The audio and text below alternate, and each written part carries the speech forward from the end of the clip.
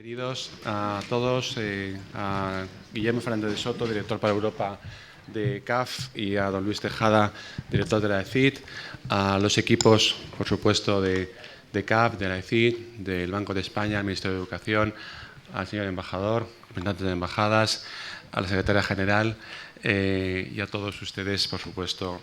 Gracias por estar aquí hoy con nosotros para presentar en primicia los resultados del informe PISA 2015 sobre capacidades financieras para Iberoamérica.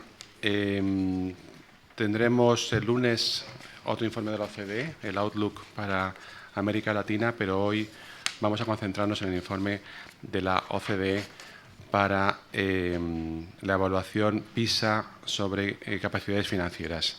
Capacidad financiera, ustedes lo saben, es el conocimiento y la comprensión de conceptos y riesgos financieros y destrezas, motivación y confianza necesarias para aplicar dicho conocimiento y comprensión con el fin de tomar decisiones eficaces en distintos contextos financieros para mejorar el bienestar financiero de los individuos y la sociedad y permitir la participación en la vida económica. Un informe que se elabora a partir de encuestas y trabajos con chicos, con jóvenes de 15 años en toda Iberoamérica. Yo no puedo sino agradecer a la OCDE, a CAF y a los demás participantes en este informe que vengan a la Casa de América una vez más para presentar estos informes que son fundamentales para comprender la realidad actual iberoamericana dentro de nuestro ciclo de cuestiones estratégicas de América Latina. Y le paso la palabra a don Guillermo Fernández de Soto. Cuando quieras, Guillermo.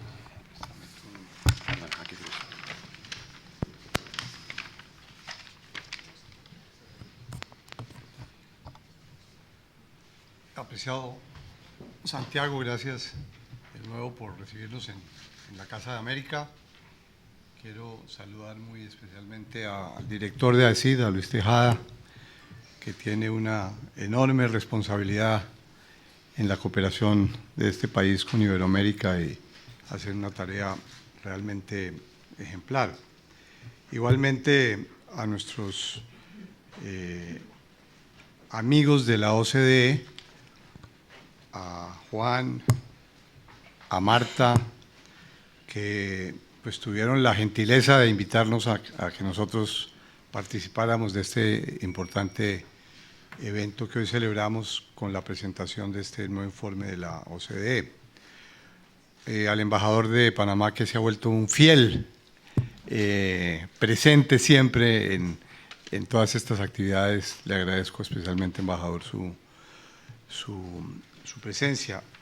A Fernando, nuestro amigo del Banco de España, que pues es otro aliado de CAF y quien tiene también una gran experiencia en los temas de la cooperación internacional. A Gina, nuestra secretaria de la Organización Iberoamericana de Seguridad Social, que hoy pues va a moderarnos, y a todos ustedes por tener la paciencia de volvernos a escuchar. La verdad, yo lo que quiero destacar en esta presentación son 3 o 4 aspectos muy brevemente. El primero es el estupendo trabajo y la cooperación que tenemos nosotros con la OCDE. Desde el año 2014 venimos trabajando con ellos y con CEPAL en la elaboración del informe de perspectivas económicas de América Latina, LEO, que llamamos por sus siglas en inglés, que es un aporte sin duda en materia de información y de conocimiento de lo que pasa en nuestra región. Ese informe lo vamos a presentar, como bien decía Santiago, el próximo lunes, lo que demuestra la importancia de la colaboración interinstitucional. No en vano, cuando uno reúne sinergias y sinergias positivas, pues se da cuenta de cómo ciertamente valora el conocimiento, la información, la metodología y las conclusiones a las que se puede llegar siempre en informes de esta naturaleza. Por ejemplo, este informe tiene una conexión muy clara con el informe del próximo lunes y tiene también una relación muy clara y una íntima relación con el informe que presentamos hace unos pocos días aquí de más habilidades para el trabajo y para la vida, que como ustedes recuerdan hacía una reflexión importante sobre lo que significa el entorno familiar, lo que significa la familia, lo que significa el entorno social en los primeros años de la vida y cómo es importante que todo esto se refleje en políticas públicas. Hoy la OCDE nos trae el informe del PISA financiero, como le decimos, competencia financiera para Iberoamérica. Y ese informe no es sino un complemento adicional mirado desde la perspectiva de muchachos de 15 años escogidos en la región que pues igualmente ha cambiado la forma de actuar de los jóvenes. Muchos de esos jóvenes ya hoy en día tienen o una cuenta de ahorros o una tarjeta de crédito. Muchas veces a los padres nos toca ser los garantes de las tarjetas y de las cuentas de los hijos cuando son menores. Pero es evidente que hay que irlos preparando para el mundo del mañana, hay que irlos preparando para que cuando lleguen a una universidad sepan lo que significa el mundo financiero, y el mundo financiero que está cambiando velozmente, para que sepan cómo se maneja, por elemental que uno pueda mencionar, una partida financiera, o cuando aprendan contabilidad sepan qué es una factura y dónde se contabiliza. Es decir, los muchachos de hoy tienen que empezar desde muy jóvenes a tener mayor habilidad para estos efectos. De manera que yo quiero agradecerles porque menciono estos tres informes porque se complementan de una manera admirable. Nosotros adicionalmente estamos participando en el informe, en el Steering Committee, en el Consejo Directivo y en el Consejo Asesor del Programa Regional de la OCDE para América Latina.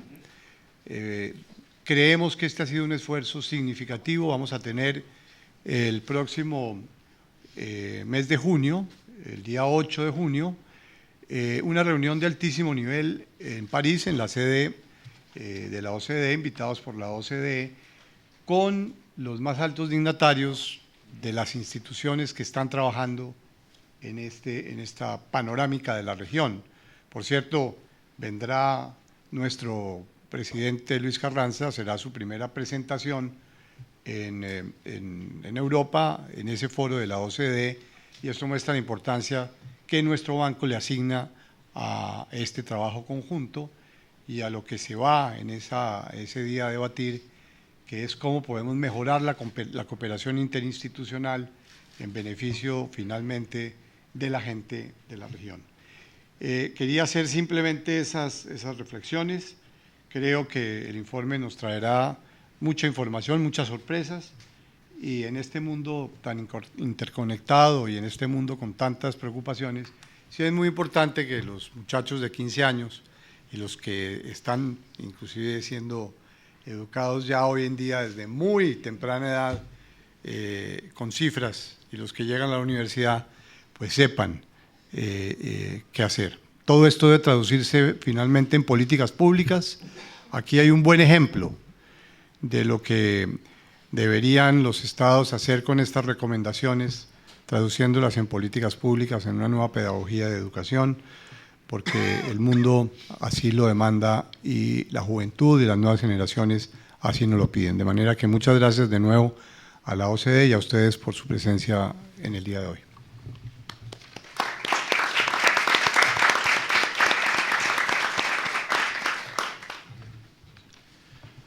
Sí, bueno, buenos días a todos. Quiero agradecer en primer lugar a Santiago Miralles y la Casa de América, que me ha dado la ocasión de estar aquí esta mañana con ustedes.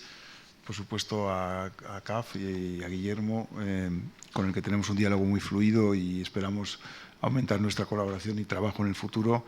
Y felicitar a la OCDE por este informe que presenta hoy, por la idea misma de incluir la educación financiera entre las prioridades del informe PISA y de su acción en países en desarrollo y en países de la OCDE. Nosotros hemos trabajado desde hace mucho tiempo en temas de microfinanzas. Somos un actor importante en la región, en América Latina, queremos extender nuestra actuación a países de África subsahariana y a otras zonas. Y lo cierto es que no hemos dado un énfasis especial a la educación financiera hasta ahora, siendo como es un elemento fundamental.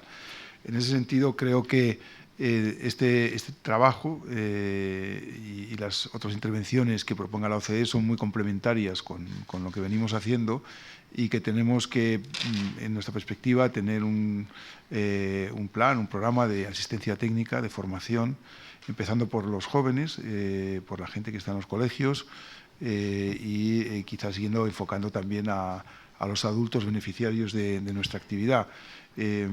Nosotros, entre nuestras prioridades, está trabajar con lo que llamamos base de la pirámide. Procuramos fomentar el emprendimiento entre gente joven. Muchas veces es un instrumento incluso de lucha contra la violencia, contra el radicalismo, el dar perspectivas de trabajo a la gente, y aunque no estén fuera en el circuito de la educación formal, y aunque en su itinerario académico no sea el típico de la educación formal, es evidente que con unas buenas bases de educación financiera pueden afrontar con mayores garantías este tipo de desafíos. Aparte del programa de microfinanzas, hemos apoyado, por ejemplo, la Estrategia Nacional de Inclusión Financiera de Paraguay. Es un proyecto de momento, si no aislado, pionero, pero yo creo que estaríamos dispuestos, y quizá con la ayuda de la OCDE sería más fácil, apoyar estrategias similares en otros países, fundamentalmente aquellos donde tenemos mayor concentración de microfinanzas o en los que vamos a tener más trabajo a través de nuestro instrumento financiero, que es el FONPRODE, el Fondo de Promoción del Desarrollo. Y bueno, estamos abiertos a colaborar en todo tipo de iniciativas que vayan en esta dirección. Como hemos visto en la pasada cumbre iberoamericana, la juventud fue el tema elegido, y tiene que plasmarse en iniciativas concretas, y yo creo que es esta de carácter estratégico, empezar por dotar de un instrumental a la gente joven para que pueda manejarse en la vida en general. Esto es algo que en mi generación hubiera sido inconcebible, que nos dieran unas nociones básicas de educación financiera, pero creo que como pasa asociada con las nuevas tecnologías, con las tecnologías de la información, puede ser un instrumento extremadamente útil para fomentar el que determinados grupos de población que todavía están en áreas muy vulnerables, que son todavía pobres o están en unas clases medias que oscilan, dependiendo de las crisis económicas, entre la prosperidad y la fragilidad. Si enfocamos bien, si focalizamos bien, que esa es la tarea un poco de la Agencia Española de Cooperación, yo creo que podemos lograr muchos resultados. Como en otros temas, a mí me gusta especialmente trabajar con la OCDE cuando tengo ocasión. He estado destinado en París, he trabajado en la embajada ante la OCDE, conozco la excelencia del trabajo, este es uno de los temas. Estamos con ellos en otros temas, tanto en América Latina como en países del norte de África, y yo de nuevo les felicito por el trabajo y lo veo como una ocasión para colaborar más en el futuro. Muchas gracias.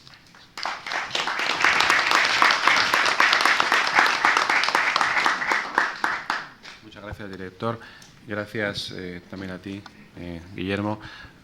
Ahora escucharemos la presentación del informe que está a cargo de Juan Yermo, subdirector de Gabinete del Secretario General de la OCDE, y al que seguirá un coloquio posterior al que se sumarán Germán Ríos, de CAF, Fernando Tejada, del Banco de España, y Gina Riaño, la secretaria general de la Organización Iberoamericana de Seguridad Social.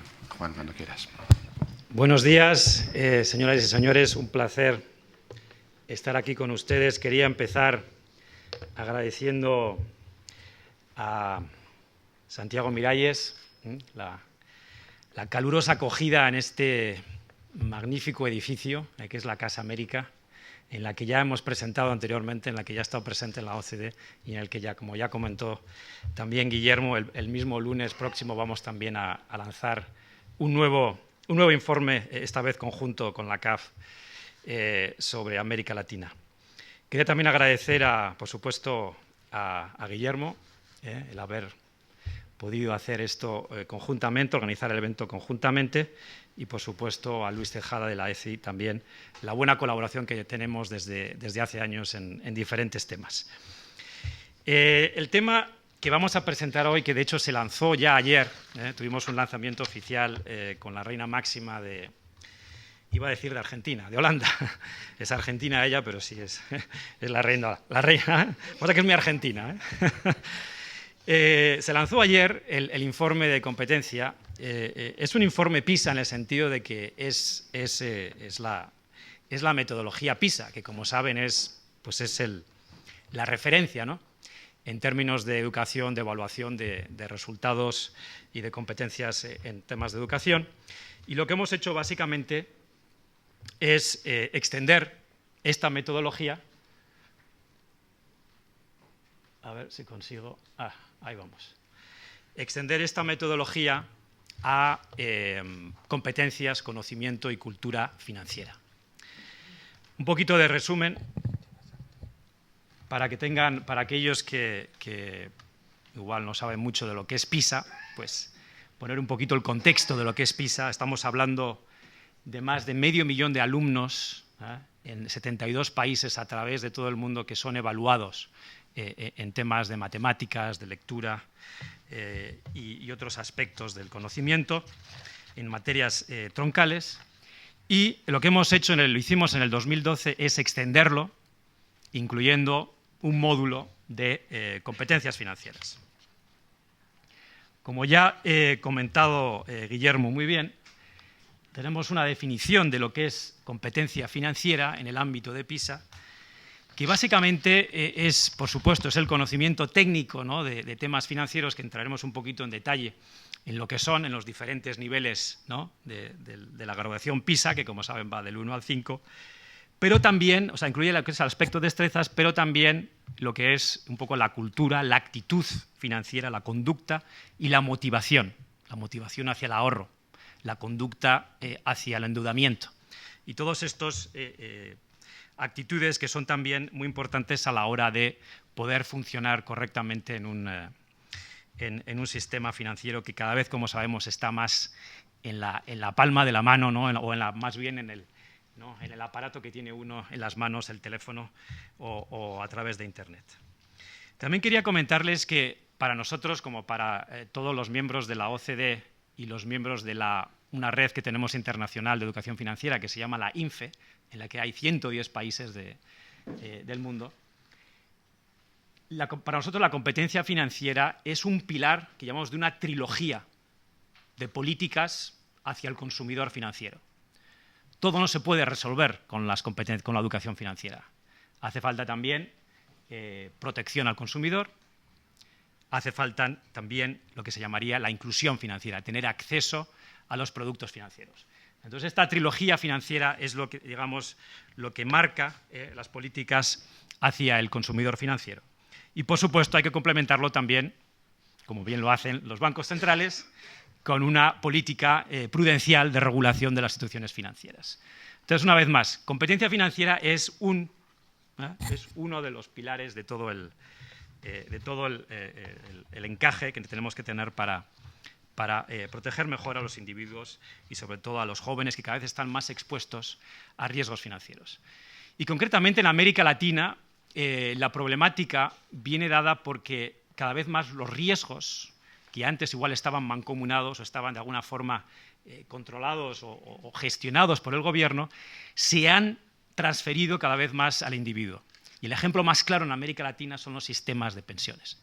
Como saben, en el año 81 Chile fue el primero de los países que introdujo un sistema de capitalización individual, un sistema privado de gestión privada, en el que hoy en día cada afiliado, es un sistema obligatorio en el que cada afiliado tiene que elegir la cartera de inversión para su jubilación, ¿no? El 10% de su salario se deduce, se invierte y cada individuo tiene que elegir la cartera de inversión, lo cual tiene una complejidad financiera elevada y muestra claramente la necesidad de tener un buen conocimiento financiero para tomar ese tipo de decisiones. ¿Qué representa para los jóvenes de 15 años concretamente, la competencia financiera en la práctica. Pues bueno, son una serie de temas, como por ejemplo saber sopesar las prioridades, planificar en qué se gasta el dinero, recordar que algunas compras conllevan gastos periódicos, mantenerse alerta ante un fraude, que concretamente puede ser a través de Internet, conocer qué es el riesgo y para qué sirve un seguro, y tomar decisiones informadas sobre los créditos.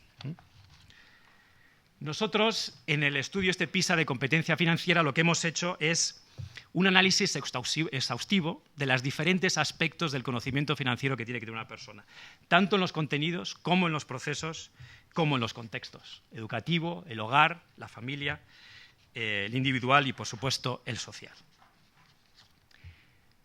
En el tema, esto vamos a parar un poquito más rápido, en el tema concreto del estudio, que como digo, sigue la metodología de PISA al 100%, en cuanto al muestreo, en cuanto a las técnicas estadísticas de análisis y de control, de controles de posibles errores, asegurarse de la calidad de los resultados.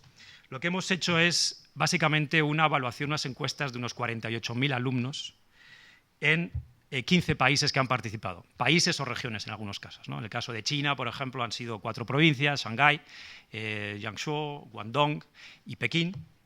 En el caso de Canadá han sido también algunas provincias, en Bélgica ha sido solamente la región de Flandes. Entre ellos está España, está Perú, está Brasil y está en Chile también, ¿no? Esos son parte de los 15 estados o naciones que han participado en el estudio. Y lo que se ha hecho es, como decía, se ha añadido un módulo de 1 hora al existente PISA tradicional, que es un análisis, una encuesta que dura 2 horas. Se hizo utilizando tecnología. Hay 48 preguntas que, como digo, cubren todos los diferentes aspectos del conocimiento financiero, además de algunas preguntas del entorno personal y social del estudiante.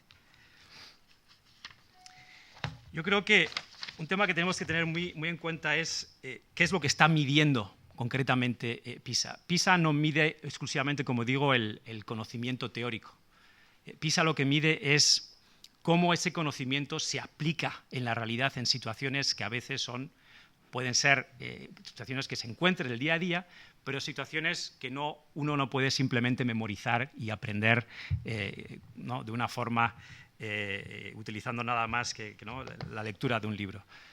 Es decir, lo que hace el sistema PISA, la metodología PISA, es básicamente ver cómo se aplican los conocimientos de la escuela en situaciones de la vida real.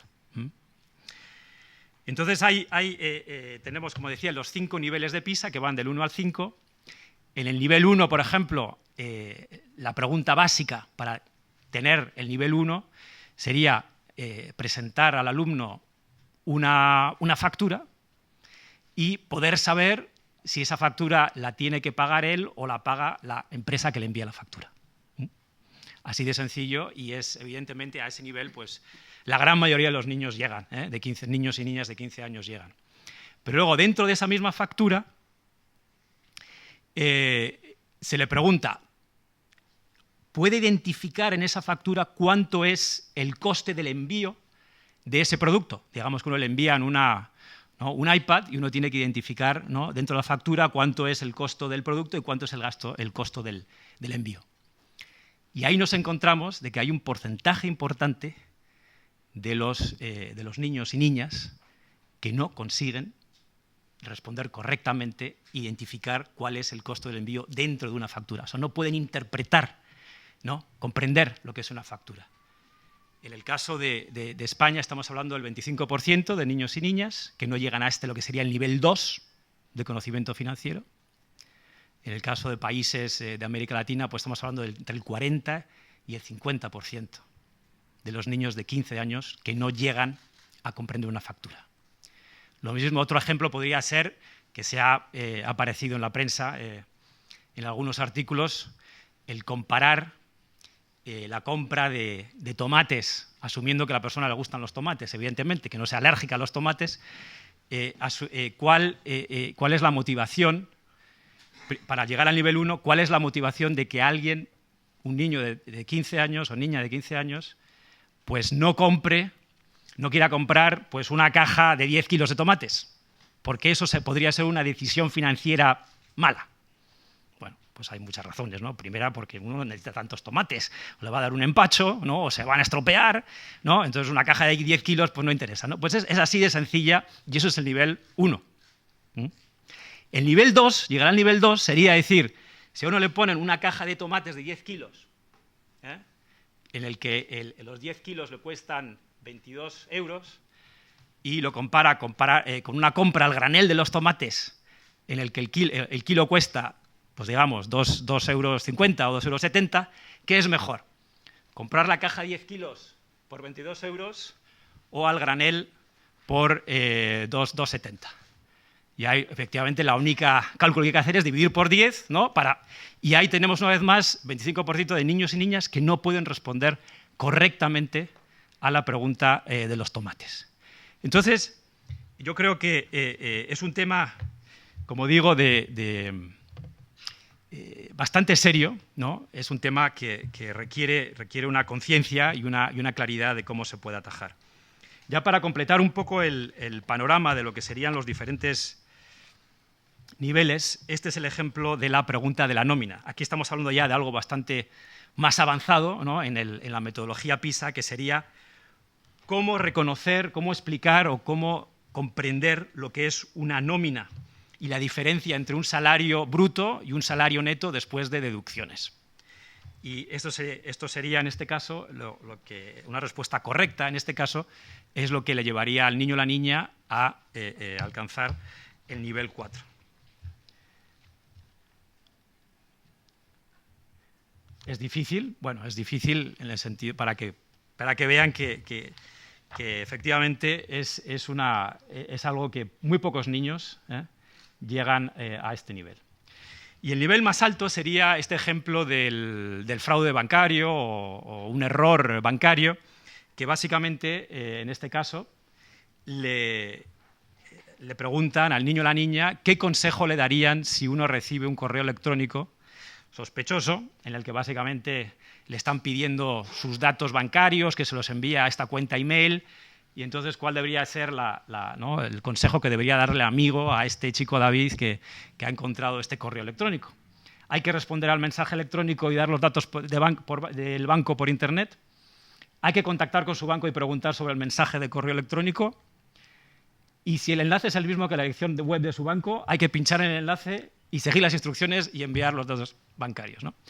Efectivamente, pues una vez más, esto es el nivel máximo y verán cuántas personas, niños y niñas, consiguen responder correctamente a esta pregunta, que, como digo, es un caso que puede surgir perfectamente en una situación en la que un niño tiene una cuenta bancaria o tiene acceso a una tarjeta de crédito.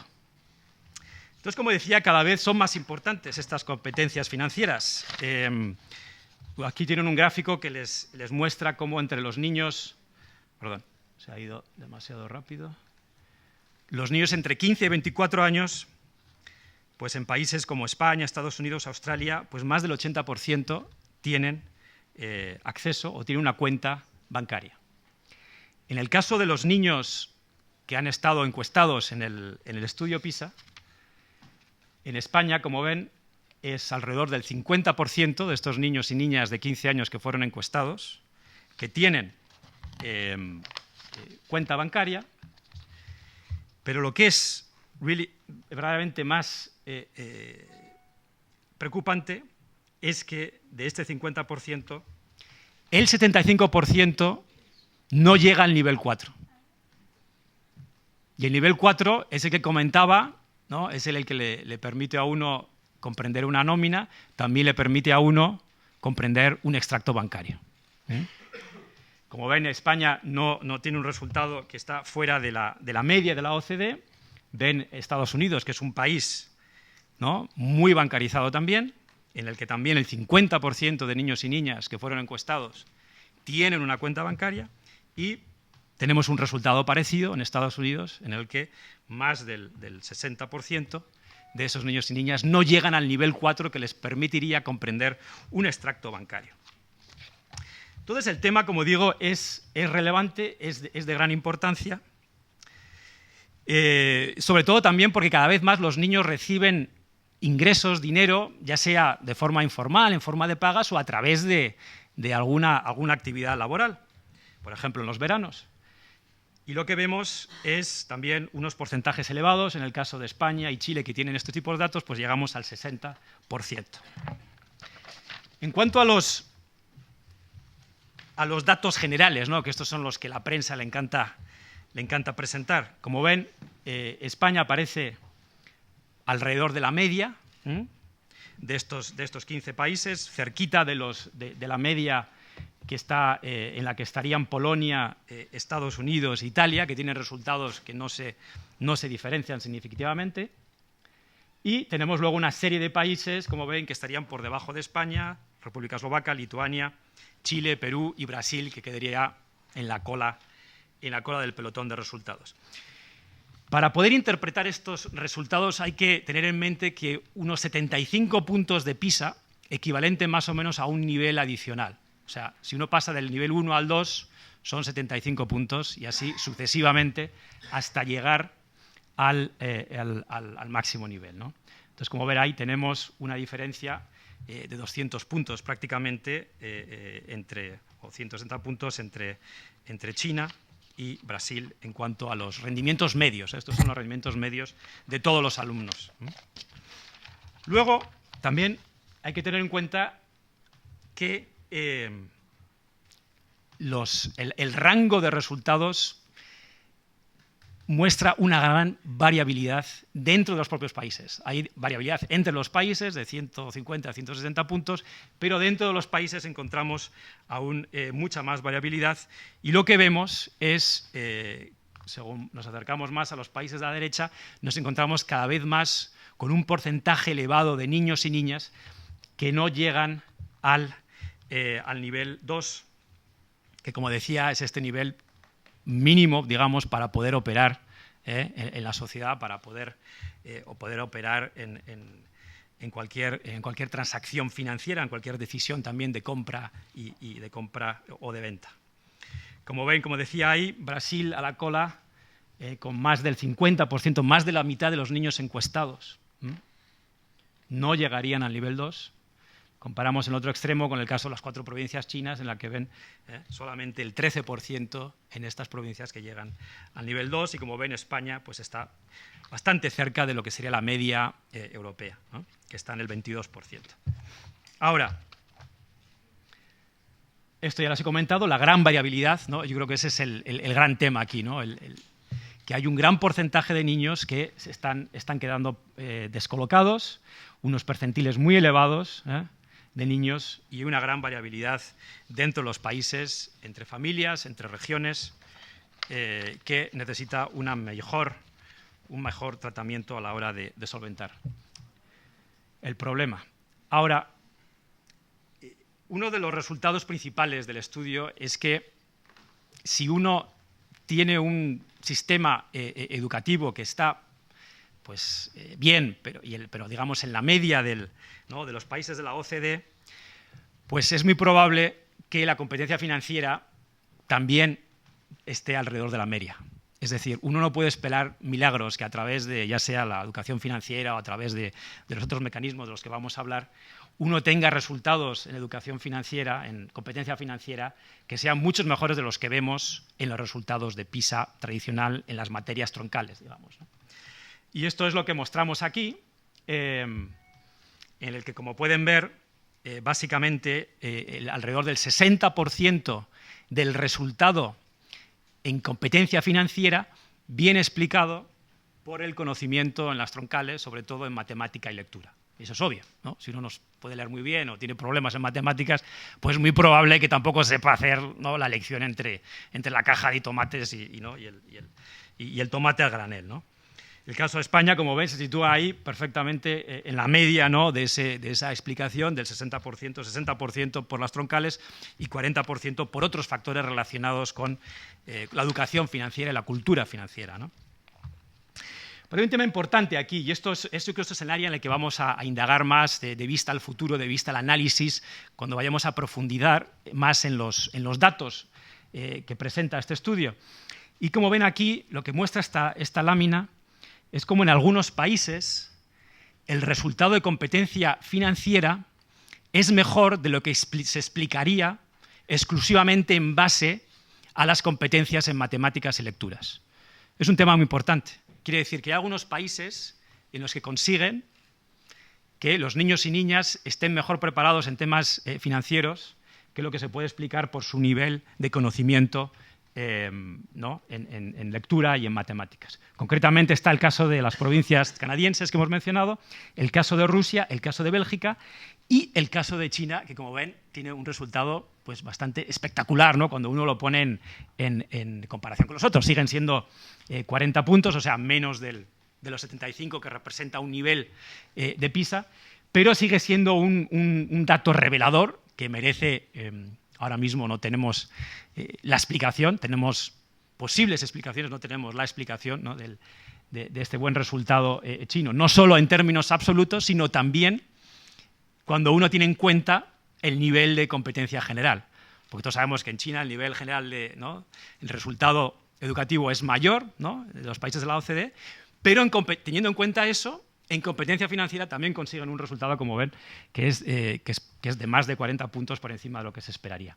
Y luego tenemos el lado izquierdo, pues todo el resto de los países que, como ven, en competencia financiera, pues el resultado es peor de lo que se hubiese esperado, teniendo en cuenta el conocimiento, el nivel de competencia general en lectura y matemáticas.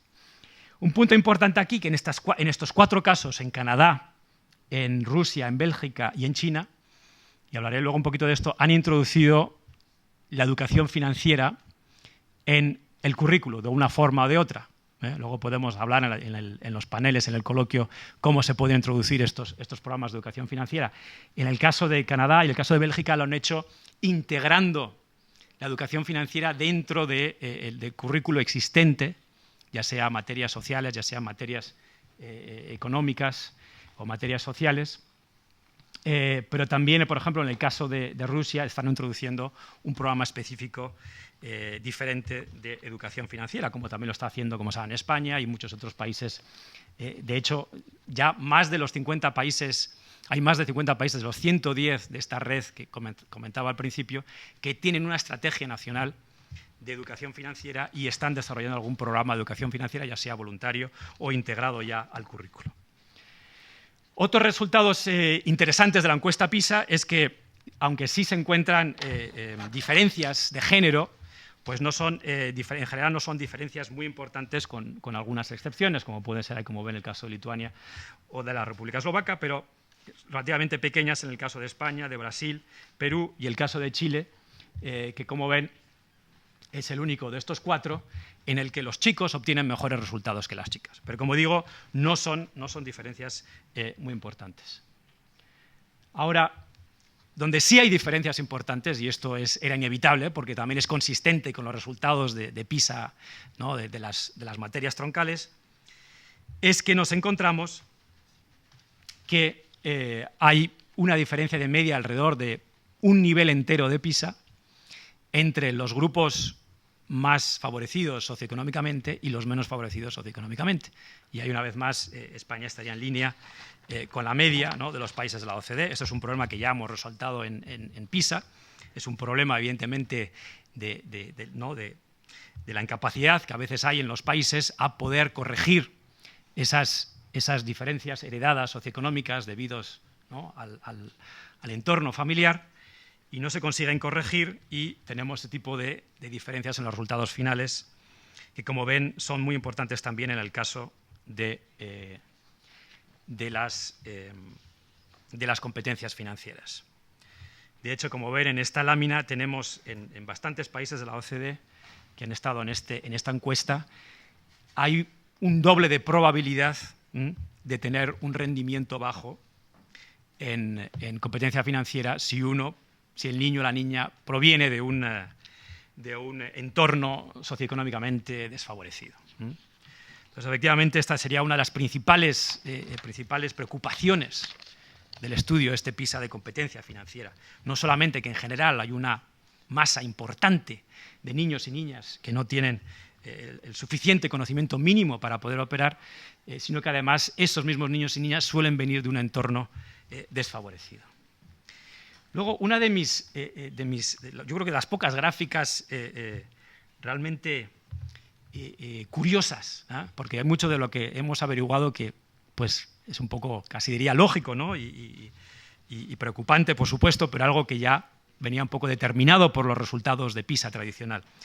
Pero esta es una gráfica que yo creo que va a dar mucho de hablar y va a dar mucho para investigar y analizar en el futuro. Y es el rol que tienen los padres, o sea, el papel que juegan los padres en la educación financiera. Comentaba antes que hay programas de educación financiera en los colegios que tienen una función muy importante, pero lo que hemos visto es cuando uno controla por el nivel socioeconómico del niño o de la niña, controlando eso en el análisis empírico, lo que vemos es que hay un aumento significativo en el resultado de competencia económica cuando el niño o la niña tiene una conversación por lo menos mensual o semanal sobre temas financieros. Chile sigue esta pauta y la gran mayoría de los países, de los 15 países, siguen esta pauta, pero no es el caso de España. Entonces es el primer resultado interesante. España no tiene estas diferencias entre el grado de conversación que tienen niños y niñas. Por lo menos en nuestro estudio no hemos conseguido detectar una diferencia significativa en los resultados de competencia financiera, dependiendo de las conversaciones que tengan los niños y las niñas con sus padres. Ahí es algo que me gustaría aquí preguntar a mis compañeros Banco de España, a ver si igual ellos tienen ya alguna idea de el porqué de que no hay esta relación en España. Porque esto representa básicamente la media de los países, de los 15 países tratados. Otro dato curioso, una vez más, que hay que buscar una forma de indagar y de explicarlo. Si las conversaciones son 1 o 2 veces al mes o 1 o 2 veces a la semana, pues tenemos este aumento, como ven, de casi, ¿no?, pues 300 puntos, ¿no?, de PISA. Y sin embargo, cuando las conversaciones son casi todos los días, de repente parece que hay como una caída de los rendimientos. Entonces bueno, pues es que igual es el niño o la niña es que no sabe nada y sus padres igual tampoco, y bueno, están haciendo preguntas que no van a ninguna parte, o puede ser que hablan todos los días pero solamente para pedir dinero, y entonces cuando le preguntan qué es lo que está preguntando, pues sí, le pregunto, le pido dinero, pero igual no sabe nada qué hacer con el dinero y cómo manejarlo. Entonces, y no les dan, efectivamente. Entonces sigue insistiendo, entonces todos los días le hace la pregunta, y cuando le hacen la encuesta de si habla con sus padres de dinero, pues sí, hablo de dinero, pero no está hablando no le están, ¿no?, inculcando una cultura financiera o no. Pero bueno, en cualquier caso es un resultado sorprendente porque esta curva, como digo, se presenta en casi todos los países, no es el caso de España. Entonces hay que ver ahí de qué hablan los padres con los hijos en España cuando hablan de temas financieros, qué es lo que les dicen, que parece que el hecho de que hablen más pues no está ayudando a sus resultados. Bueno, por supuesto hay un tema aquí de causalidad, ¿no?, de causa-efecto. Porque si un niño tiene una elevada competencia financiera, aunque controles por el nivel socioeconómico, pues evidentemente si sabes más de temas financieros, pues igual vas a querer hablar más, ¿no? Entonces la causa-efecto aquí también es un tema que habría que analizar más en detalle. Pero yo creo que eso, en esta otra lámina, yo creo que nos da un poquito de información sobre causa-efecto. Porque esta lámina lo que dice es que el aumento de la puntuación de PISA es mucho mayor, como ven, estamos hablando de 50 puntos, es mucho mayor cuando se habla de dinero y temas financieros con los padres que con los amigos o los compañeros. Como ven, con niños con compañeros hay un aumento, pero no mucho, pero cuando se habla con los padres y amigos, o mucho más con los padres o amigos, pues vemos un aumento importante del resultado en competencia financiera. Otros datos importantes, el tema de los inmigrantes y cómo ellos rinden en competencia financiera. Efectivamente, como se ha visto también en otros análisis de PISA en las troncales, lo que vemos es una puntuación menor en el caso de inmigrantes, que estaría alrededor de 26 puntos de media. En el caso de España, pues alrededor de 20 puntos.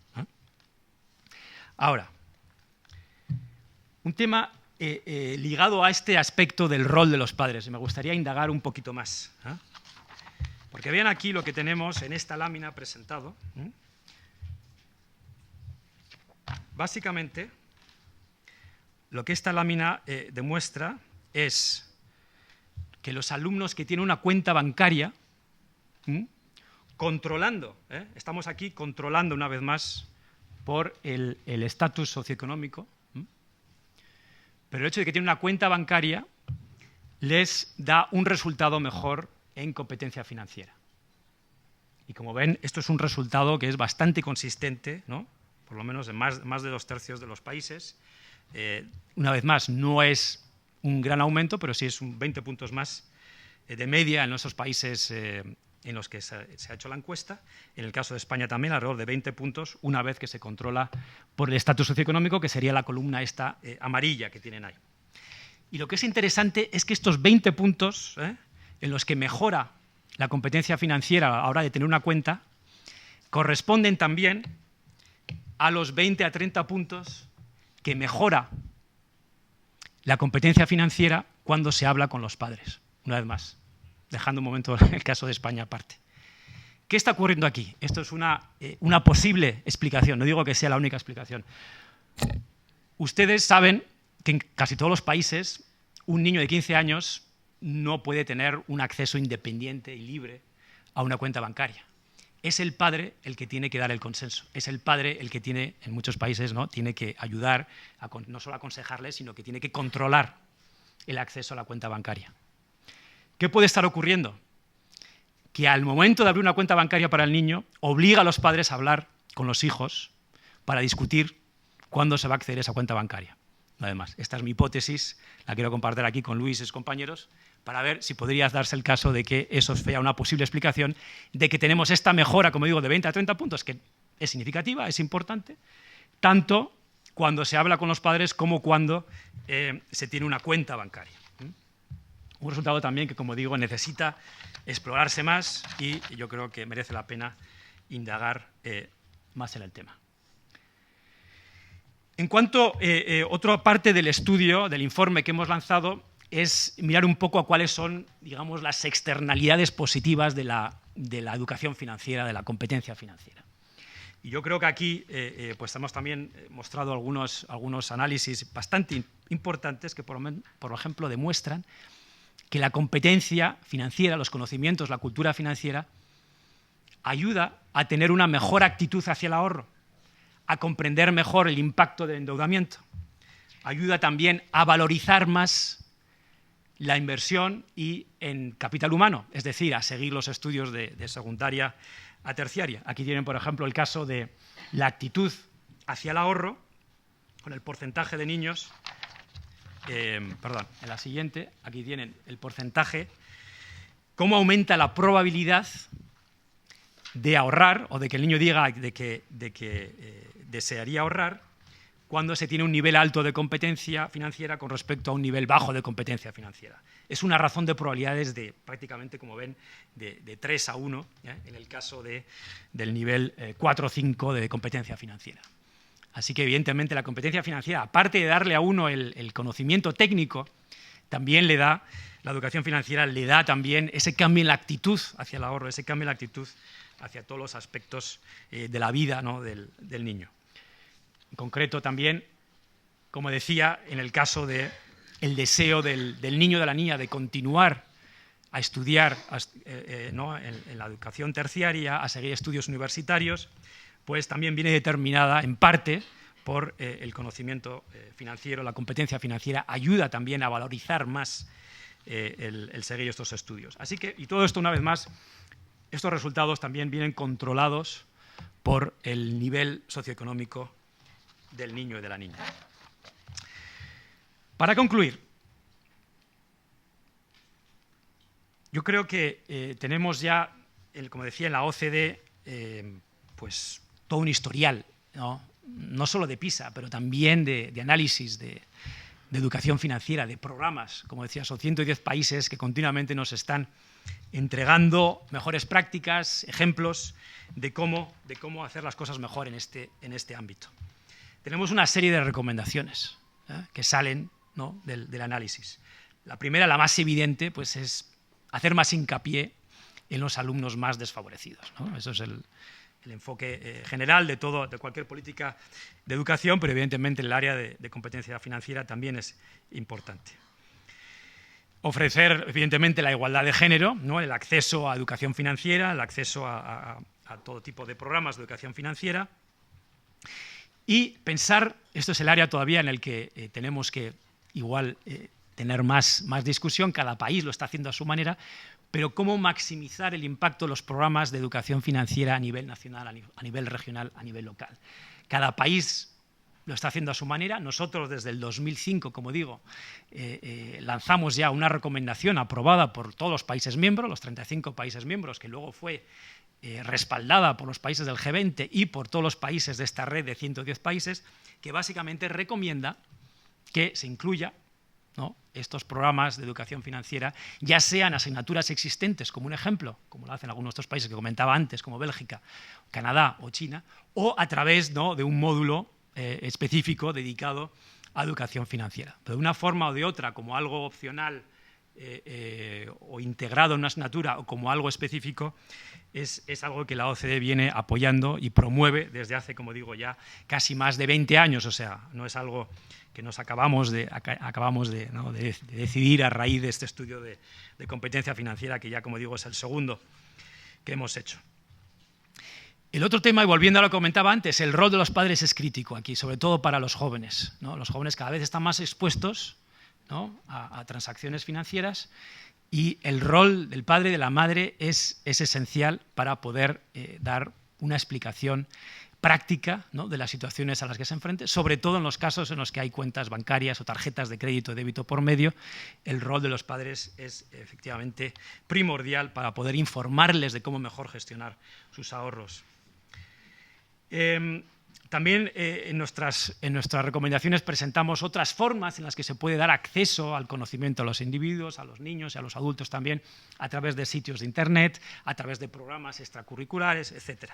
Hay toda una serie de formas en las que uno puede acercar las competencias financieras a los niños y a las niñas. Eso ya dependerá de cada país, cada uno tendrá que hacerlo a su manera, a su mejor manera, para tener resultados efectivos, ¿no?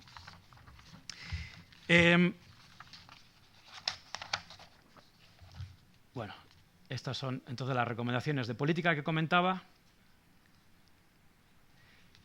Y como decía, son ya más de la mitad de todos los países que están en nuestra red de INFE, de los 110, 50 que tienen estrategias nacionales de educación financiera. También de estos 15 países que hemos analizado, 7 tienen estas estrategias nacionales, entre ellos, por supuesto, está España.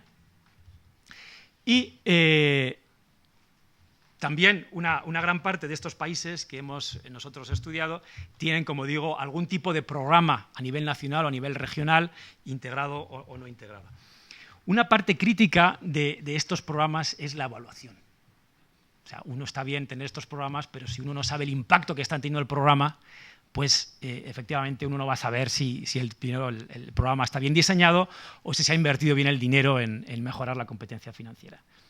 Y aquí concretamente nuestro informe pues, resalta el caso de España, el caso del Centro de Estudios del Banco de España, que hizo un análisis, ¿no?, del programa voluntario que el Banco de España con la Comisión Nacional de Valores lanzó, un programa para escuelas en Madrid y en Andalucía, creo, ¿no? En toda España, pero se evaluó solamente el caso de Madrid, ¿no?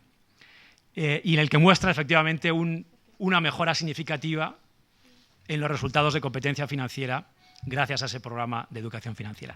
El otro caso muy interesante es el de Brasil, que también se introdujo un programa piloto de educación financiera en diferentes estados y también se evaluó, salió un artículo el año pasado, en octubre del año pasado, en el que se evaluó este programa. Y el caso de Brasil realmente es impresionante, porque no solamente mejora la competencia financiera, sino que a raíz de estos programas de competencia financiera se mejora los resultados en las otras materias básicas, generales de la escuela. una mejora significativa en las troncales, en matemáticas y lectura, gracias a la aplicación de un programa de competencia financiera. ¿Y esto por qué es? Y yo aquí, como ven, pues sí, tengo cierto sesgo a la importancia, ¿no?, de los programas de educación financiera, pero es porque dan resultados, porque la educación financiera básicamente le da un ejemplo práctico a un niño o niña de 15 años del conocimiento teórico matemático que está aprendiendo. Entonces, el hecho de integrar, ¿no?, unos módulos de educación financiera, de casos como el de los tomates, el del contrato, ¿no?, el de comprarse un iPhone o lo que sea, si uno eso lo integra dentro de un currículo de matemáticas, pues evidentemente le facilita al niño una mejor comprensión de la teoría. Y eso es lo que ha demostrado, una vez más, es un único estudio, ¿no? Son dos principales, el español del Banco de España y el brasileño. Los dos muestran esta mejora, como digo, en competencia, pero en el caso de Brasil es interesante. En el caso de Brasil hay un bemol, que es que también hay, por lo visto, un aumento en la morosidad, un aumento en el endeudamiento a raíz de estos programas. O sea, que eso hay que tener cuidado también de lo que se enseña y se está bien focalizado en la enseñanza. Así que, pero efectivamente es algo que es necesario. La evaluación, una evaluación efectiva, una evaluación de calidad consistente, es algo que es crítico a la hora de definir y de evaluar si se ha hecho un buen trabajo. En el caso de Brasil eran programas de 78 horas, para que también tengan idea de la diferencia del grado de inversión que se ha hecho en educación financiera. En el caso creo que del Banco de España y la Comisión era alrededor de 10 horas o algo así, ¿no? Son programas relativamente menos intensos que lo que tiene el Brasil. Para concluir, espero que les haya convencido de que la educación financiera tiene un papel importante en la sociedad, lo está teniendo cada vez más, que la hora de actuar es en la hora del sistema escolar. Cuando uno ya es adulto, es que no sea tarde, pero es más complicado. Cuando uno es joven, y sobre todo a estas edades que se empieza ya uno a tener trato con el dinero, a tener trato con los bancos, bajo la supervisión de los padres, pues es el momento de actuar. Una vez más, hacerlo de una forma integrada, consistente con el resto del sistema educativo, como digo, igual integrándolo más a asignaturas existentes, utilizando no esto como ejemplos prácticos, sino como algo separado aparte del currículo. Y como digo, el hincapié tiene que ser sobre todo en aquellas personas que están más expuestas, pero también aquellas que están más desfavorecidas en los ámbitos socioeconómicos. Nuestros próximos pasos, primero de todo, pues hemos sacado ahora los datos, como hacemos siempre, ahora nos tocan años de análisis y de comprender mejor estos resultados. Ese de la conversación con los padres, por ejemplo, es uno que me sorprende mucho y que me gustaría que Marta y sus compañeros de la Dirección de Educación pues nos digan por qué. Y luego vamos a seguir extendiendo el análisis a otros países. Tenemos ya 21 países que para la próxima ronda de PISA pues ya se han comprometido a integrarse también al análisis de competencia financiera. Tendremos otro país de Iberoamérica, que sería Portugal, y esperemos que se puedan añadir más en rondas posteriores, siempre esperando contar también con el apoyo del BBVA, que ha sido el banco que desde el principio ha estado apoyándonos en la preparación de este primer estudio en el 2012. Eso ha sido un socio importante, y agradeciéndoles también a ellos, por supuesto, el haber podido asociarse al apoyo financiero de este proyecto. Concluyo entonces, una vez más, agradeciendo a Guillermo, agradeciendo a la CAF, con la buena relación que tenemos, agradeciendo a Santiago, a Casa América, por todas sus facilidades aquí, por la gran acogida, y esperando que podamos tener una discusión importante. Gracias. Como el tiempo avanza, yo creo que lo interesante será escuchar a nuestros miembros del panel de este coloquio. En primer término, agradecer a CAF, en cabeza de nuestro director para Europa, nuestro ex canciller Guillermo Fernández de Soto, agradecer a la OCDE, a Luis Tejada, nuestro director de ADECID, y por supuesto a Santiago Miralles, nuestro anfitrión, que siempre nos recibe con gran calidez. Muchísimas gracias a Juan por la presentación del del estudio. Y bueno, tenemos unos panelistas de lujo. Germán Ríos, director corporativo de Asuntos Estratégicos de CAF, Banco de Desarrollo de América Latina, que también ha sido regente del estudio del Instituto de Estudios Latinoamericanos de la Universidad de Oxford, y Fernando Tejada, que es representante del Plan de Educación Financiera y director del Departamento de Conducta de Mercado y Reclamación del Banco de España. Me voy a permitir una pequeña introducción, ya que entiendo que acudieron a la Organización Iberoamericana de Seguridad Social para hacer esta moderación del panel. ¿Por qué? El tema de la educación financiera y del ahorro es crucial para el desarrollo económico y social. Las competencias financieras son prioritarias para el desarrollo económico y social de la región, y esto nos plantea importantes desafíos en los sistemas de seguridad social, en los sistemas de pensiones. Estamos viviendo una transición demográfica en la región.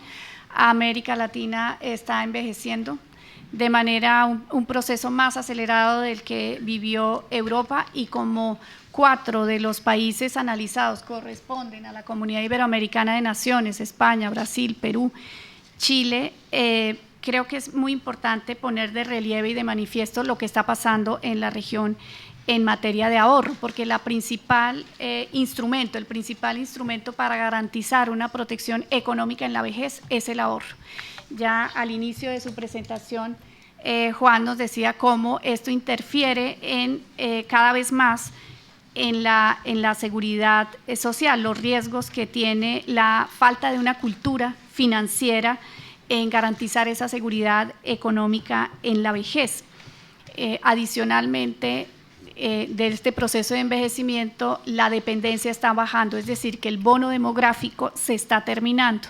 El número de personas de 15 años, entre 0 y 15 años, que en este momento es mayor en muchos países, cada vez está bajando, y en el 2050 por primera vez habrá más personas mayores de 65 años en la región que menores de 15. Esto plantea enormes desafíos a los sistemas de protección social, sobre todo a garantizar esa seguridad económica en la vejez.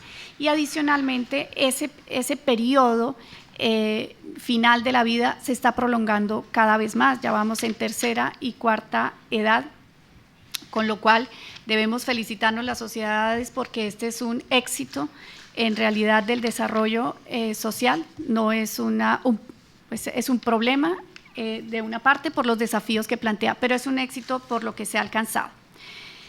De otra parte, el gran desafío es la baja cobertura que tenemos precisamente por la informalidad. En varios de los países analizados la informalidad llega al 50 o 60%, y los jóvenes no tienen acceso ni a la bancarización ni tampoco a las posibilidades de ahorro. Se presentó un estudio también la semana pasada en esta misma casa en la cual se establecía que el promedio y el porcentaje de ahorro en América Latina estaba en un 18% solamente, con lo cual muchos jóvenes y pocos trabajadores están accediendo a este instrumento del ahorro, que es el único. Las contribuciones a la seguridad social son el único instrumento obligatorio para que los trabajadores puedan tener un ahorro. De manera que esa cultura financiera creemos que debe darse en todas las etapas de la vida, no solamente en la juventud, porque en los sistemas de capitalización individual que se han impuesto en nuestra región, cada vez más los trabajadores están afiliados a estos fondos.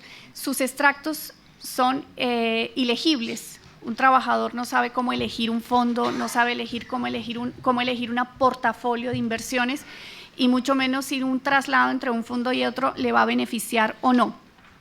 Por eso, relevar aquí la política de Chile, que en el año 2008 abrió una licitación pública para que, como los trabajadores no tienen el conocimiento para la elección de un fondo, esa licitación el Estado elige a través de una licitación el fondo que va a administrar a los ahorros de los trabajadores en los próximos 2 años. Y creó también un fondo de educación financiera con financiación del Estado para poder formar a los jóvenes y a los trabajadores en el tema de educación financiera. También Colombia y Perú han adoptado normas en este mismo sentido. En Colombia, que persiste el sistema paralelo convive el régimen de seguridad social de reparto con el de capitalización, cualquier traslado debe ser informado por cada uno de los dos regímenes. Y Perú ha autorizado también el retiro de los fondos en caso de una calamidad o en caso de inversiones, de manera que cada vez están viéndose más amenazados estos ahorros para garantizar esa seguridad financiera en la vejez. Este Fondo de Educación Previsional que se creó en Chile provee cada una de las regiones una información que les permita a los jóvenes poder tener mayores conocimientos sobre cómo invertir. Además, yo creo que los resultados que da mejor porcentaje de participación en Chile es porque el Banco del Estado le abre una cuenta de ahorros a todos los ciudadanos y los jóvenes la puedan activar en el momento en que lo consideren oportuno. En definitiva, los países que se han incluido en el estudio tenemos baja cobertura, tenemos graves problemas de conocimiento de cultura financiera y que se traducen efectivamente en esa menor acceso a la seguridad social, y por eso en esta etapa se está viendo cómo los adultos mayores se encuentran en gran riesgo de tener esa seguridad económica en cualquiera de los regímenes, tanto en el de reparto, porque hay menos jóvenes contribuyendo a la seguridad social, hay más número de pensionistas, y en los fondos, en los sistemas de capitalización, por la suficiencia de esos ahorros, porque muchas veces la contribución no es suficiente para poder obtener un portafolio necesario para esa seguridad económica. De manera que con estos comentarios y las recomendaciones que nos ha hecho Juan, yo le daría la palabra ya a Fernando, a mí. Fernando, el primero en el orden que estamos aquí, a Fernando para que nos dé sus impresiones, y luego Guillermo, si le parece. Hermano. A Guillermo ya. A Guillermo otra vez, ¿no? Bueno, muchas gracias, Gina. Un placer estar aquí con todos vosotros. Me vais a permitir que os tutee, porque el ámbito de la educación financiera es un ámbito bastante amable. Afortunadamente es un ámbito en el que todo suma, ¿no? Es un juego de win-win, yo siempre lo digo, y creo que todos los esfuerzos de las instituciones públicas, privadas, internacionales, de todo tipo, son bienvenidos y generan muchas sinergias, ¿no? Bueno, yo os hablo esta mañana aquí en nombre del Plan de Educación Financiera, que es la Estrategia Nacional de Educación Financiera Española, a la que antes se ha referido tangencialmente Juan, cuando nos ha citado entre los países que tenemos estrategia nacional. Pues efectivamente somos de los países que tenemos una estrategia, respondemos además plenamente en esa estrategia a las recomendaciones de la OCDE.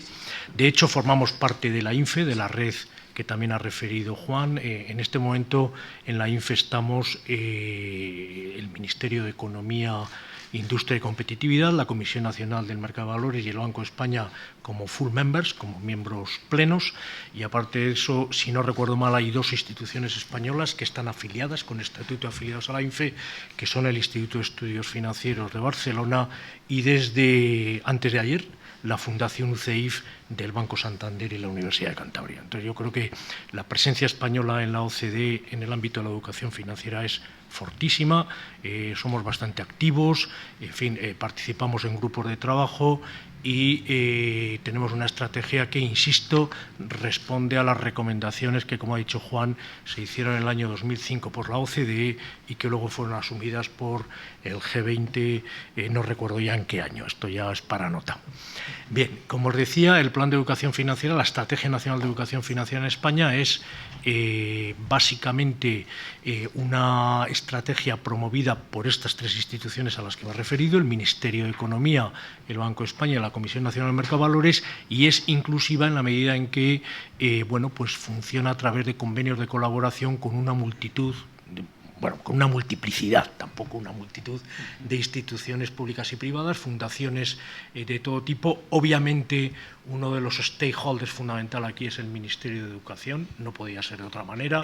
De hecho, el Plan de Educación Financiera, una de las primeras cosas que hizo fue firmar un convenio con el Ministerio de Educación, Cultura y no recuerdo cómo se llama, Ciencia creo que se llama, entonces eran los tiempos en los que Gabilondo era ministro, da lo mismo el nombre. Aquel convenio tenía un par de objetivos, uno de ellos se ha cubierto y otro, digamos que continúa porque es un objetivo casi permanente, ¿no? El primero era la inclusión del currículum, en el currículum de la educación financiera. Esto es algo que se ha hecho en España, se ha materializado a través de la Ley Orgánica de Mejora de Calidad de la Enseñanza, donde figura la educación financiera como una competencia transversal, con, en fin, una casuística determinada que sinceramente no soy experto en educación y me resulta bastante difícil explicar, pero bueno, lo cierto es que para aquellos centros que la elijan en las comunidades autónomas donde vayan por este camino,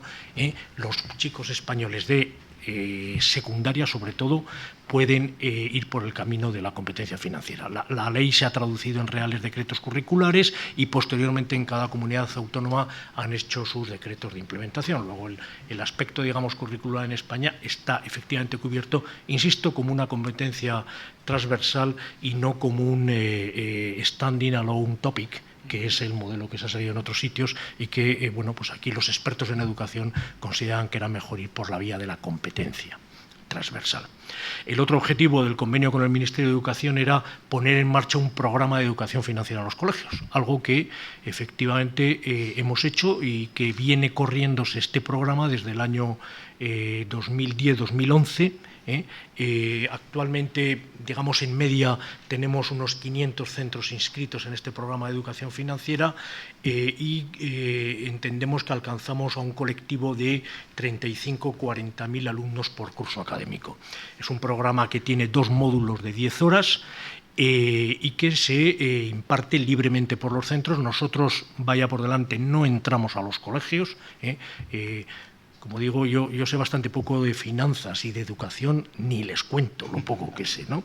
Entonces, bueno, nosotros lo que hacemos es ofrecer materiales de apoyo, orientaciones, guías e incluso formación al profesorado, todo esto a través, insisto, del convenio con el Ministerio de Educación y en estrecha colaboración con las consejerías de las comunidades autónomas, porque en el modelo educativo que tenemos en España el papel de las consejerías de educación pues es, como sabéis todos vosotros, muy relevante, ¿no?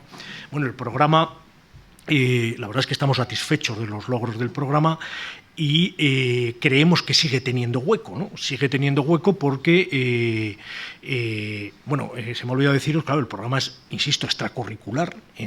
Los profesores lo imparten a libre elección del centro en una materia. Hay gente que lo hace en matemáticas, en ciencias, en filosofía, lo hemos encontrado en todo tipo de materias, o incluso como una asignatura de estas que se dan en tutorías, o en fin, esto lo dejamos a la incluso hay centros que lo desgajan, ¿no? Que nuestras unidades didácticas, pues unas las dan en matemáticas, otras las dan en sociales, en fin, en esto el programa es bastante flexible porque, insisto, nosotros lo único que hacemos es proveer materiales y apoyos didácticos para alumnos y profesores, ¿no? Y como os decía, el programa es todavía útil en la medida en que, por la configuración que ha tenido finalmente en el currículum, puede haber alumnos que no tengan la posibilidad de acceder a la educación financiera, bien porque su comunidad autónoma no ha querido ir por ese camino, bien porque su centro no ha querido ir por ese camino. O sea, la educación financiera, la competencia financiera no es troncal en este sentido, ¿no? Y, bueno, pues creemos que precisamente por eso hay espacio para nuestro programa, porque con independencia de lo que hayan incluido en el currículum y las opciones que haya tomado cada centro, siempre nos gustaría que hubiera una opción a seguir la educación financiera por este camino, digamos, fuera de currículum, ¿no? Que está abierto para aquellos centros que realmente quieran seguir vinculados al programa, ¿no? Además, hay áreas del programa educativo, y estoy pensando sobre todo en la formación profesional, donde el material de este curso, pues yo creo que es altamente aprovechable, ¿no? Por lo demás, con respecto a esta iniciativa de educación financiera, bueno, efectivamente, como ha adelantado Juan, hemos hecho una evaluación, nuestro servicio de estudios ha hecho una evaluación de los resultados del programa. La verdad es que los resultados son todavía, digamos, están bajo embargo, están de alguna forma, se está preparando un working paper que será publicado en la colección de research del Servicio de Estudios del Banco, pero efectivamente, tal y como ha adelantado Juan, hay dos buenas noticias, ¿no? Una hace referencia a los conocimientos y es que efectivamente los alumnos que reciben educación financiera mejoran sustancialmente su performance con respecto a los que no la reciben. Esto se ha hecho mediante una técnica de grupos de control, es decir, tomar alumnos similares, grupos similares de alumnos al inicio del curso, pasarles un test y tomar esos mismos alumnos a final de curso, pasarles un test habiéndole a uno de ellos dado educación financiera y al otro no. Entonces, los resultados son bastante satisfactorios, incluso cuando los grupos de control se llevan un año, ¿no? O sea, porque a veces hemos hecho esto con chicos y chicas de cuarto de ESO frente a tercero de ESO. A cuarto de ESO no le hemos dado educación financiera y a tercero sí, y entonces la lógica superioridad que tenían los alumnos de cuarto al inicio del curso, simplemente porque eran un año mayores, se ve muy superada por el impacto que tiene la impartición de la educación financiera y permite que los alumnos de tercero, incluso siendo un año menores, obtengan un performance mejor en el examen posterior a la implementación del programa, ¿no? Este sería el primer resultado, que yo creo que es altamente positivo. El segundo es que efectivamente también, bueno, el primero lo hicimos en 12 de las 17 comunidades autónomas, el segundo lo restringimos, el que voy a hablar ahora lo hemos restringido a Madrid, que era un ejercicio de, en fin, a ver en qué medida la OCDE ha puesto mucho el acento sobre esto. Cambian las actitudes, ¿no? Las actitudes sobre todo ante el ahorro, ¿no? Y en este sentido hicimos un ejercicio de decisión de múltiple, en fin, bueno, esto es un montaje a base de unos pendrives de diferente capacidad, etcétera, en la que a los chicos se le da la opción de optar por poco ahora o por mucho en el futuro en función de determinadas variables de tipo de interés, precios, etcétera. Y entonces, efectivamente, el resultado positivo aquí es que encontramos que los chicos, cuando reciben educación financiera, son capaces de tomar decisiones de ahorro de una manera mucho más razonable. Entonces, yo creo que en este sentido el beneficio de la educación financiera está clara que está ahí, ¿no? Y eso a pesar de que efectivamente, y siendo sinceros, los resultados de PISA, pues hombre, nos gustaría estar mejor de cómo estamos, ¿no? Y sobre todo por comparación a 2012, ¿no? Estamos prácticamente en los niveles de 2012, en el caso de España. Hemos descendido un poquito quizá, ¿no? Pero bueno, ha descendido también todo el análisis, es decir, la media general. Yo creo recordar que salvo la Federación Rusa no mejora ningún país. Italia también, bueno, pues Italia, pero Italia muy poquito, creo recordar. En el caso de la Federación Rusa es curioso porque el impacto positivo es considerable, pero bueno, teniendo en cuenta el contexto y teniendo además en cuenta que, como ha referido antes Juan, ha habido determinados cambios metodológicos en la administración, digamos, de la prueba, pues bueno, digamos que estamos como en 2012. Vaya por delante que en educación, y en esto aquí hay expertos que saben mucho más que yo, no podemos esperar resultados a corto plazo, ¿eh? Esto en primer lugar. Vaya por delante también que la educación financiera en el currículum la tenemos solo desde el curso pasado. Entonces, claro, estamos hablando de PISA 2015, ¿no? O sea que el escenario, probablemente nuestro benchmark debería ser PISA 2018, para el que, como también se ha señalado, ya estamos implicados. Por cierto, entre paréntesis, ya adelanto que el Banco de España y la Comisión Nacional de Mercado de Valores y el Ministerio de Economía apoyamos decididamente también la continuidad en PISA 2021.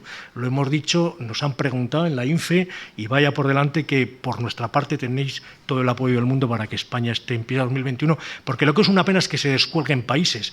Permitirme que haga aquí un paréntesis, porque yo creo que no se ha dicho en ningún momento que del área latinoamericana es una pena que Colombia, que estuvo en PISA 2012, no haya estado en 2015 ni vaya a estar en 2018. Yo no sé si a través de las instituciones que tenéis quizá más relación con los gobiernos y con los bancos centrales y los ministerios de educación, etcétera, en la región latinoamericana, animéis, bueno, no solo a Colombia. Yo creo que hay actores muy importantes en Latinoamérica como México, por ejemplo, que uno echa en falta, ¿no? México es un... Perdón, el tiempo. Bueno, yo simplemente por terminar, insisto, quiero hacer una lectura positiva de los resultados de PISA, porque, en fin, lo que nos llaman es a ponernos tareas de lo que tenemos que hacer. Y en este sentido, en España tenemos una estrategia nacional que toca algunos de los aspectos a los que se ha referido Juan Yermo antes. Es decir, efectivamente, tenemos que quitarnos la idea de que la educación financiera, como cualquier otra educación, es una cuestión exclusivamente del sistema educativo y hay que implicar decisivamente al resto de la sociedad. En este sentido, los padres, el papel de los padres, el papel de las familias es básico. Los resultados de OCDE son concluyentes para esto. A medida que se habla más con los padres, sin duda los niños ganan capacidad de gestionar mejor y de tener una mentalidad, digamos, en la que la competencia financiera esté más presente, ¿no? Yo también creo que es importante en esto recalcar la importancia de la evaluación y de la investigación.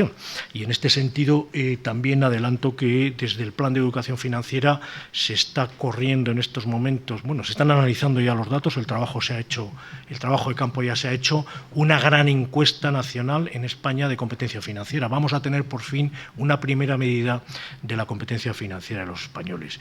Y por último, pues llamar, quizá algo que no se ha dicho, llamar la atención sobre la necesidad de que todos los stakeholders estemos suficientemente implicados y coordinados. Esto es un tema que, como decía al principio, no nos afecta solo a los reguladores o a los supervisores financieros, sino que tiene que ver, por supuesto, con el mundo de la educación, pero que también con agentes sociales de todo tipo y condición. Muchas gracias. Pasamos a Germán Ríos directamente, que con mis excusas por la confusión con Guillermo, por favor. CAF. Bueno, Dale, 10 minutos. gracias. Y me cortas cuando llegue, si es que llego.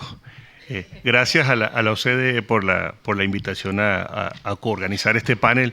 A veces a mí me gusta empezar mis intervenciones con alguna anécdota o historia, y hay un par de cosas que en América Latina de la cultura popular solemos decir que ejemplifican bien algunas de las cosas que se han dicho y que Gina ha dicho. Por ejemplo, cuando éramos más jóvenes de lo que somos ahora, solíamos decir que nuestro mejor plan de pensiones era vivir de nuestros padres hasta que pudiéramos vivir de nuestros hijos, ¿no?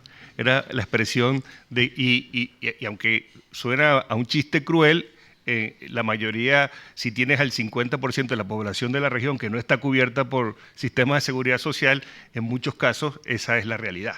Y otra cosa que solíamos decir nosotros, y esto, hay una famosa telenovela venezolana de hace mucho tiempo que había un tío que era muy gracioso que decía, como vaya viniendo, vamos viendo, ¿no?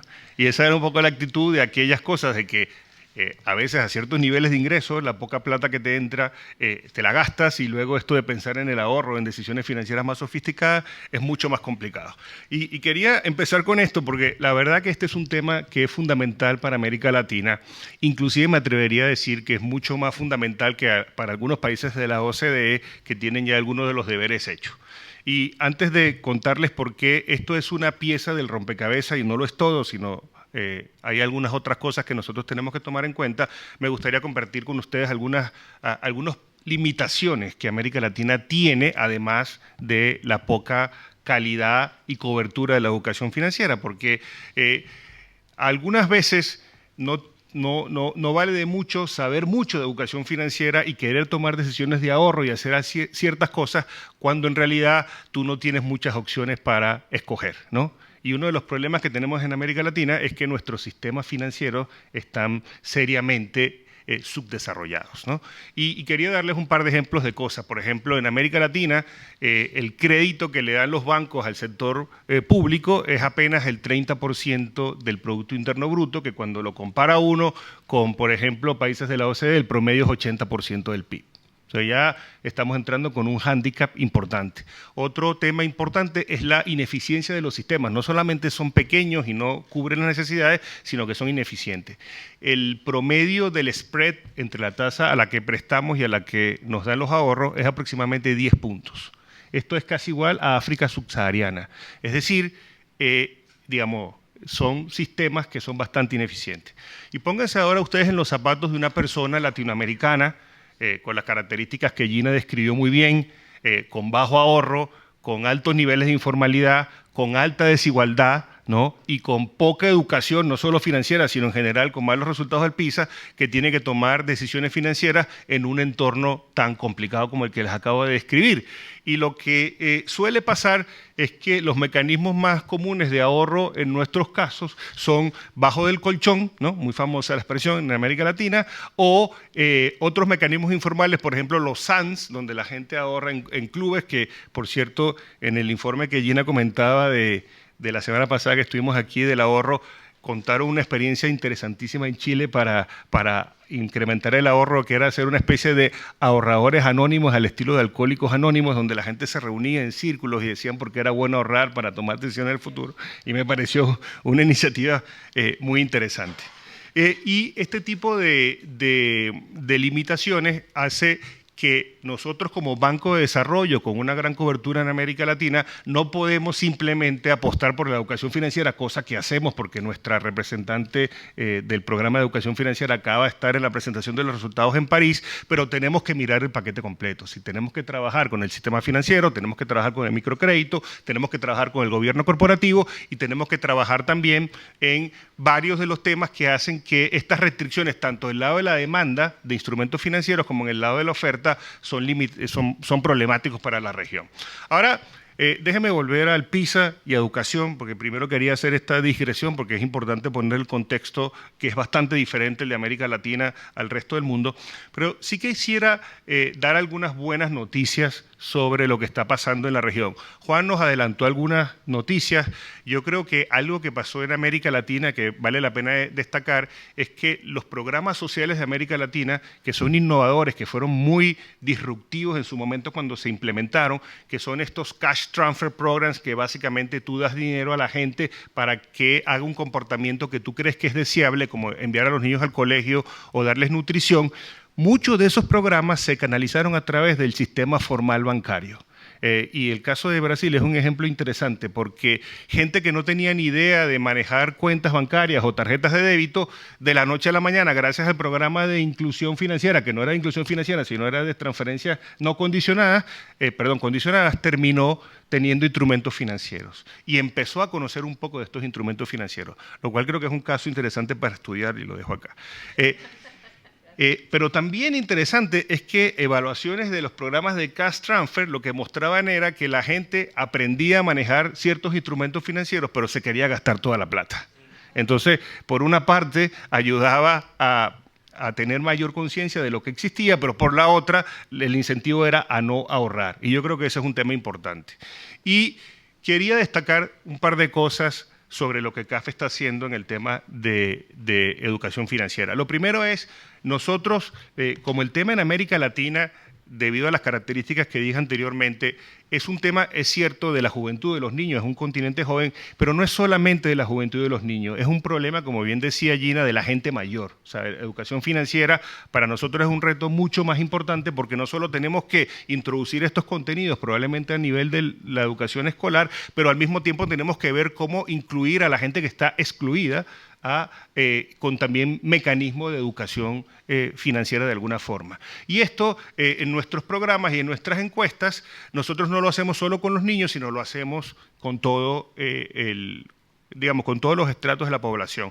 Y lo que es muy interesante es que nuestras encuestas básicamente van bastante en línea con los resultados del PISA financiero. Es decir, ustedes también saben que América Latina es el continente más desigual del mundo, que también es una característica que tenemos que tener en mente, pero la mayoría de las cosas que explican los resultados diferenciales en el PISA también aparecen en nuestras encuestas. Es decir, la gente con menor nivel socioeconómico suele tener menos conocimiento de los instrumentos, la gente de los entornos rurales también suele tener mayores problemas para tener este conocimiento. El tema género, que aquí está mi coordinadora del programa de género de la CAF, y si no lo digo aquí no salgo con vida, es un tema importantísimo porque sí sale en nuestras encuestas que el tema de género es importante, con algunas características bien interesantes, como por ejemplo que en estudios que hemos hecho en la CAF, en el caso de género, cuando la mujer es la cabeza del hogar, en muchos casos es la que lleva el ahorro de la familia, y eso creo que es un tema que es interesante. Pero estas desigualdades que se ven muy marcadamente en América Latina en el sistema educativo se pueden también reflejar en el tema de educación financiera. Y para terminar, ¿qué está pasando en la región con respecto al tema de educación financiera y por qué creemos nosotros que hay buenas noticias? Las buenas noticias son porque no solamente nosotros, sino otras agencias de desarrollo de la región están muy en línea y trabajando con OCDE para llevar buenas prácticas a América Latina. Por eso es que nuestra directora de Inclusión Financiera está en París en este momento trabajando en este programa, sino que en los países hay una enorme conciencia y todo el mundo está ahorita en la onda de implementar programas de inclusión y de educación financiera. Esas son las buenas noticias.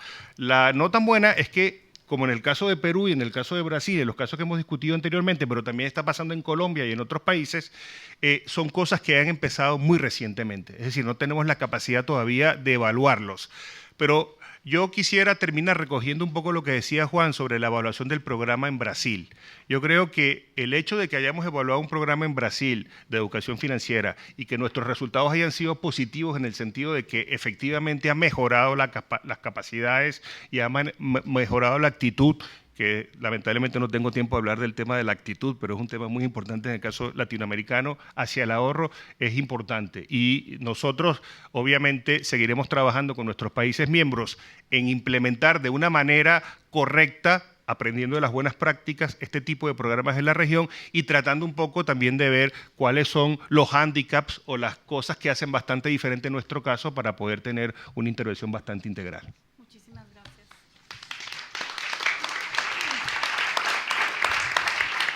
Abrimos ya el coloquio, si les parece, unas preguntas y a quién van dirigidas para poder aprovechar a los panelistas. Sí, por favor, Juan Manuel. Gracias. Bueno, primero, pues muchas gracias por toda la presentación del informe. Yo tengo una pregunta muy general, no sé, cualquiera creo que lo puede responder, y es, si uno fuera a evaluar estos programas dentro de 25 años, es decir, a las personas de más o menos 40 años, ¿qué estaríamos evaluando? ¿Recoges varias? Sí, recogemos varias y luego las intentaríamos responder. Sí, por favor. Sí, Julián Briz, de la Universidad Politécnica de Madrid. La pregunta es, curiosamente, el caso de China, como estamos diciendo que acabamos de empezar, China es el país que ha empezado con la economía de mercado de forma más reciente. Entonces, me gustaría saber de qué forma lo ha implementado, porque realmente es una década prácticamente lo que China está metida en la economía de mercado. Y Estados Unidos, que es la Dalí en la economía de mercado, pues queda muy bajo. Entonces, me gustaría saber qué está haciendo China y si el modelo es extrapolable. Muy bien. ¿Alguna otra pregunta? Yo recogería una siguiente pregunta, y es el fenómeno de la presión social que hay sobre el consumo a los jóvenes, porque hay en América Latina en concreto hay más móviles que personas. Entonces, a un joven que le van a pedir que ahorre antes que comprarse un móvil o invertir en alguna otra actividad, ¿qué mecanismos se podrían generar allí para motivar a los jóvenes? Y en segundo lugar, el tema del género. En toda América Latina y en Iberoamérica, las mujeres ganan menos que los hombres en todos los trabajos, pues en los trabajos privados sobre todo, en todos los estudios que se han hecho. Entonces, esto está castigando también a las mujeres porque van a tener menor capacidad de ahorro y, como consecuencia, menor capacidad de tener un ingreso en la vejez. Así que también esta sería una pregunta dirigida más que todo a Germán, ¿cómo lo podríamos solucionar? Y para empezar, si les parece, en relación con la pregunta de la evaluación que pregunta Juan Manuel, ¿te parece tú, Juan? Yo, efectivamente, como yo creo que ha quedado claro en la exposición, en el estudio PISA y de la exposición de Juan Yermo, esto de la educación financiera hay que mirarlo a largo plazo. Y al final se trata, más que de superar una prueba de conocimiento, de cambiar actitudes, ¿no? y de conseguir tener ciudadanos que sean más responsables en la gestión de sus finanzas domésticas y, de paso, que sean más responsables también en el momento de la compra de productos y servicios financieros. En este sentido, pues bueno, nosotros como supervisores trabajamos mucho en el área de la supervisión de los bancos y de las entidades que ofrecen servicios de pago, pero también nos parece importante trabajar el lado de la demanda de productos y servicios financieros, y por ahí va un poco la educación financiera para este aspecto concreto de la compra de productos y servicios, ¿no? Pero insisto que el objetivo principal es conseguir tener, pues tener ciudadanos que sean capaces de ahorrar, capaces de planificar sus ingresos y sus gastos. Esto hay estudios no muy rigurosos, pero hay estudios en España que nos dicen que en un 60 o 70% de los hogares no se hace la más mínima previsión de ingresos y de gastos. O sea, en fin, este tipo de cosas pequeñas son las que tratamos de ir cambiando a través de las estrategias nacionales de educación financiera. Nosotros, en concreto, en finanzasparatodos.es, que es el website del Plan Nacional de Educación Financiera, bueno, pues ofrecemos herramientas prácticas de este tipo, ¿no?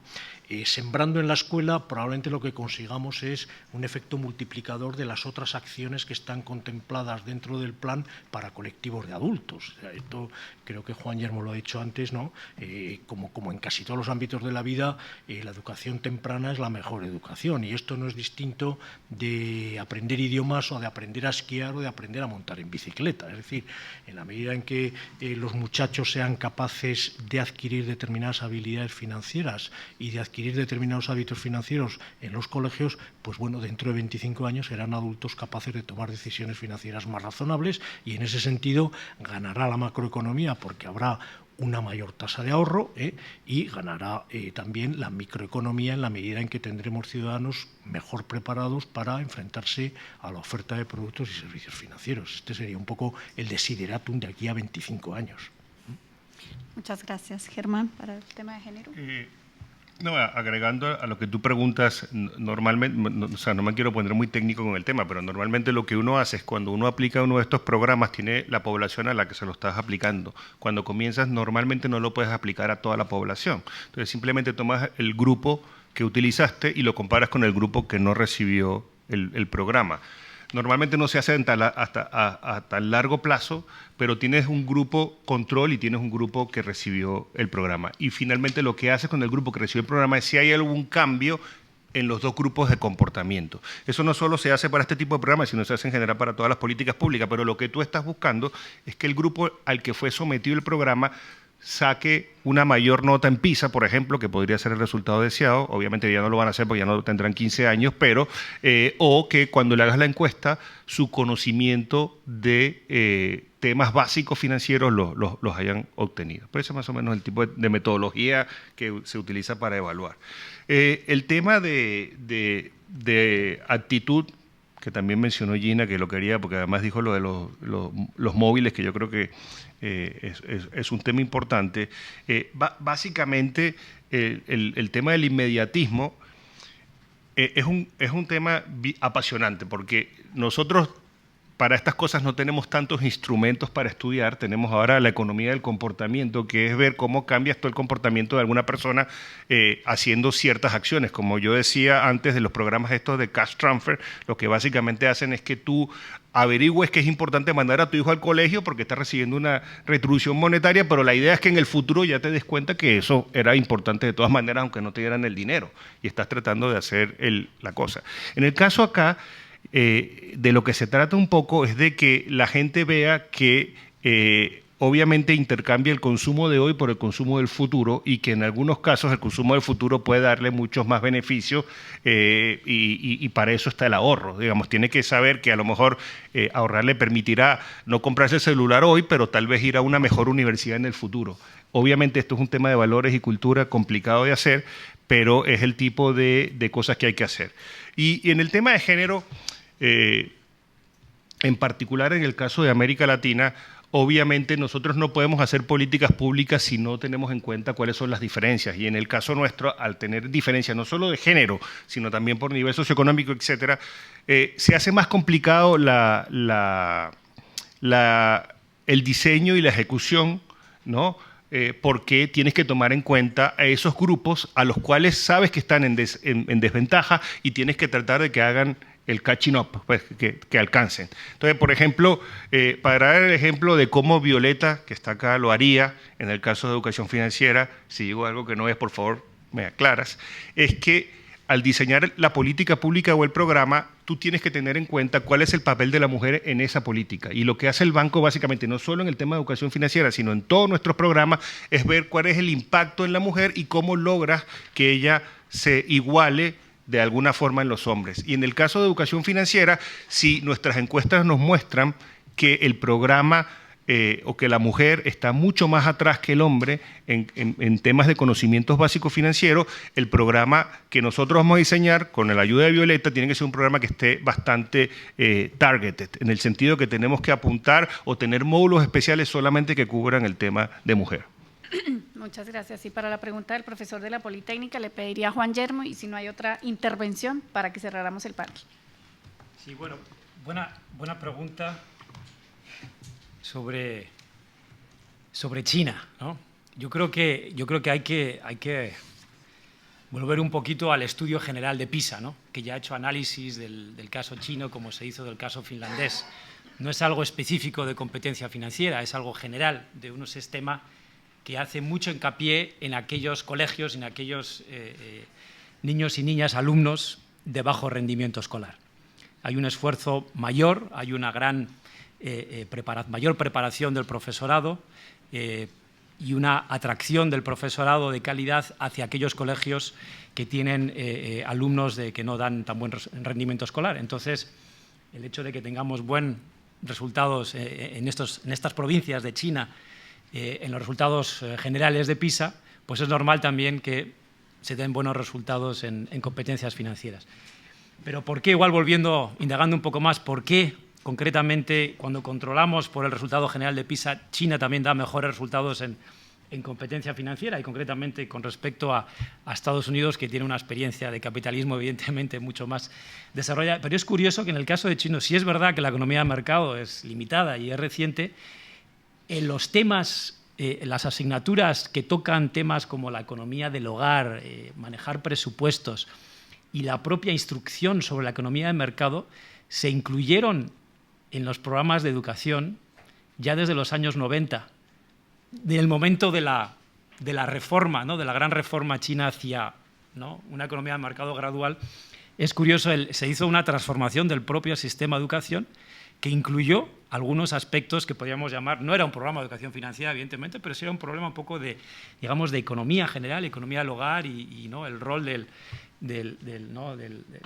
la economía en el desarrollo del país. Y hasta cierto punto yo creo que igual este cambio en el sistema de educación que introdujo estos otros aspectos pues pudo ayudar a mejorar en el día a día la competencia financiera. También es un tema cultural que hay que tener en cuenta, ¿no? Las pagas, el sobrecito famoso, ¿no?, que se dan entre las familias de padres a hijos, ¿no?, todos los años cuando llega el año nuevo, etcétera. Hay toda una cultura, ¿no?, monetaria, financiera importante, a pesar de que el sistema financiero no está desarrollado, o ahora sí lo está, pero no estaba en aquellos años, pero sí que hay una cultura ¿no?, del dinero bastante avanzada en China. Pero en cualquier caso, evidentemente, eso son nada más poco hipótesis, ideas que habría que indagar más, pero sí que sorprende, estoy de acuerdo, la diferencia, ¿no?, cuando uno controla por el resultado PISA de las troncales, el resultado que da el rendimiento que da el sistema chino en la competencia financiera. Y luego una última reflexión, y también igual comentando aquí un poco lo que ha dicho Gina, lo que ha dicho Germán. Estoy completamente de acuerdo que en el caso de América Latina, como dije al principio y como lo explicó muy bien Gina, la preocupación es de otra índole. No se trata solo efectivamente de las cuentas bancarias, es el hecho de que tenemos sistemas de ahorro obligatorios, sistemas de ahorro para la jubilación obligatorios. Y me viene en mente una reforma reciente, ¿no?, en el caso peruano, en el que hay un sistema de ahorro también obligatorio para la jubilación, en el que hasta hace poco se obligaba a cotizar y luego en el momento de la jubilación uno puede retirar el dinero de forma gradual, controlada, a través de una renta vitalicia o a través de un retiro programado. Y hace poco pues, se reformó el sistema y se permitió a los individuos, cuando llegan a la edad de jubilación, a retirar el dinero y disponerlo de la forma que más le convenga. ¿Qué ha ocurrido? Pues más del 95% están retirando el dinero y quién sabe dónde está yendo. Es posible que algunos lo estén invirtiendo en comprar una casa, lo cual puede ser una forma ¿no? Efectivamente de ahorro, ¿no? Y lo es, ¿no? En muchos países, naturalmente, pero también es posible que mucho de este dinero se esté evaporando literalmente. Es el ahorro, ¿no? De 20, 30 años que lleva algunos de estos sistemas ya funcionando, y es una gran preocupación que no la vamos a resolver, señores y señoras, a través de la educación financiera. Sí vamos a ayudar cambiando las actitudes, como decíamos, pero el rol de la regulación, el rol de la legislación también aquí yo creo que es crítico y conviene tenerlo muy en mente, ¿no? Es lo que hablaba al principio, es la trilogía de políticas hacia consumidor financiero, ¿no? Es la inclusión financiera, acceso al producto financiero, pero también la protección al consumidor, ¿no? A veces en inglés esto lo llaman el nudging, ¿no? El cómo dar incentivos de alguna forma, directos o indirectos, para que la persona se acerque a unas elecciones que le favorezcan más, ¿no? Pues muchísimas gracias a todos los panelistas, muchísimas gracias a Juan, a los miembros del panel, a todos ustedes, a CAF y sobre todo a la OCDE por interesarse en este tema tan relevante para el desarrollo económico y social de los países. Muchísimas gracias a todos ustedes por su participación. Buena tarde.